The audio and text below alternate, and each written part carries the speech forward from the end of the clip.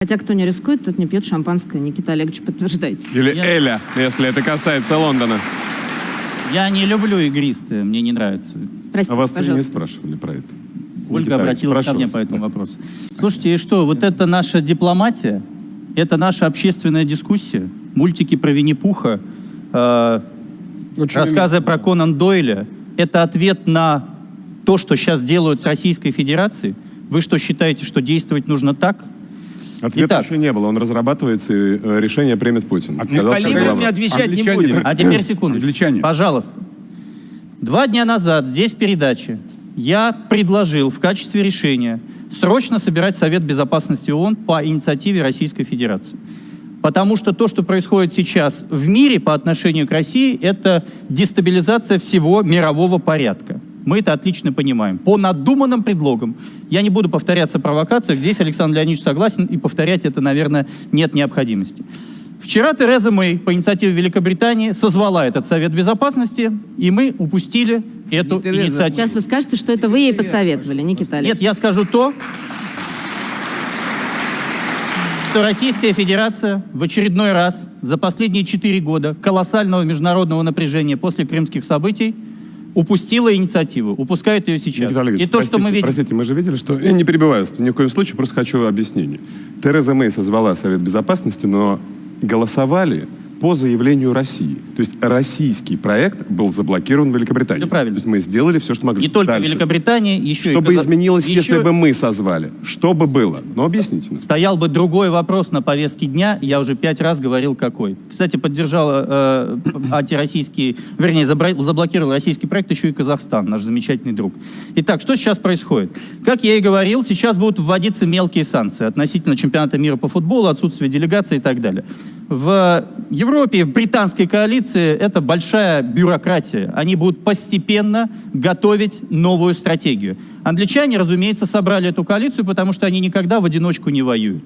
И поэтому сейчас они действуют ровно таким образом, причем собирая тех, кто исторически находится в последнее время в нашей коалиции. Кстати, англичане сами травили, я помню, через Юсупова это происходило в отношении Распутина, поэтому они опыт имеют в химическом оружии, если можно так сказать. Жень, вы говорите и приглашаете в студию специалистов, которые понимают в химическом оружии, да? Но и нам говорят, что это невозможно, Россия не имела возможности, не имеет, так сказать, мотивации для этого.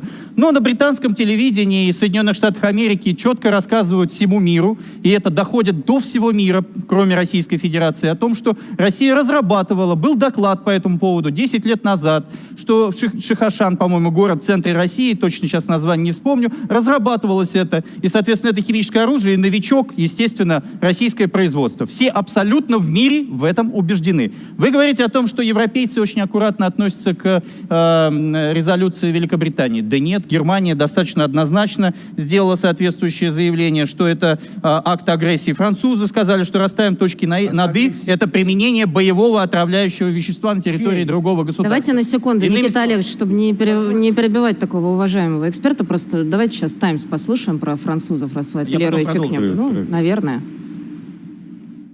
Франция разрушила попытки Терезы Мэй прийти к согласию в отношении карательных мер против России, обвинив британского премьера в попытке преждевременно наказать режим. Пресс-секретарь президента Макрона высмеял решение госпожи Мэй выступить против Москвы после инцидента в Солсбери и назвал это политикой фантазий. Никита Олегович, чтобы не слушать от вас, что пресс-секретарь Эммануэля Макрона какая-то ерунда и значения не имеет, назовем и вашу позицию тоже политикой фантазии. Можно я Петр продолжу? Рафаэлович, Пожалуйста, я не но все же закончил, было я не сделал сказано. никакого Но вывода все же даже. было сказано. Все же Ну, было можно сказано, я вы закончу речь? лукавите. Пожалуйста. Но вы лукавите Я хочу и сказать, да я не лукавлю. дезинформируете. Расставим точки над «и». Это применение боевого отравляющего вещества на территории другого Россией. государства.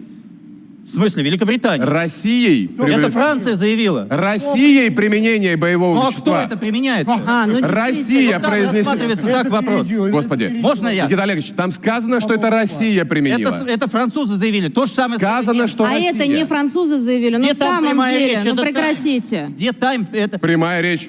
Самое Пожалуйста. последнее, что я хотел сказать. Сейчас основной вопрос, который пойдет по России, это реформа ООН, которую уже пробрасывали Соединенные Штаты Америки, которая должна проголосовать и Россия. Но соответствии с уставом ООН, а нас уже обвинили в нарушении устава ООН, уже обвинила Великобритания, в соответствии с уставом ООН, если страна участвует в конфликте, то решение принимается без нее. А если будет изменен устав ООН... То есть и без Британии тоже? Да и без Британии все что угодно. Сейчас шельмуют Россию. Причем здесь Великобритания? Дело в том, что вы, как не молодой человек, должны помнить, что про реформу ООН и про то, чтобы Российская лишить нас дипломатия довела ситуацию до права того, что мы вето, теряем сколько оно всю систему, существует, выстроенную с столько и 45-го года. говорят.